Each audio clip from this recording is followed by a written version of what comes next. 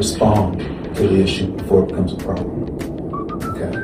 If you don't know what's going on with your clients, except for once every 2 months,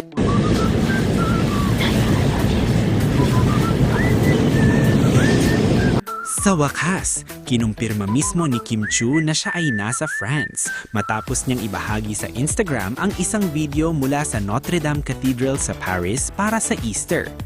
Ayon sa kanyang caption, mula sa isang simpleng rosary moment ay nauwi ito sa isang napakasagradong karanasan nang masaksihan niya ang Holy Crown of Thorns na bukas sa publiko. Para sa maraming followers, hindi lamang ito isang travel post, kundi isang makahulugang pagbabahagi ng kanyang faith, peace at gratitude sa kabila ng kanyang busy schedule.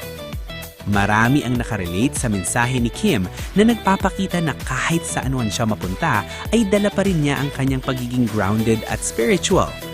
Ang pagbisita sa Notre Dame ay itinuturing ng ilan bilang isang espesyal na pagkakataon, lalo na ngayong Easter, kaya naman agad itong umani ng positibong reaksyon mula sa kanyang supporters na natuwa sa kanyang simpleng ngunit makabuluhang post. Samantala, pinaniniwalaan ng ilang fans na maaaring kasama rin umano ni Kim sa simbahan si Paolo Avellino, bagamat wala namang direktang patunay na makikita sa video.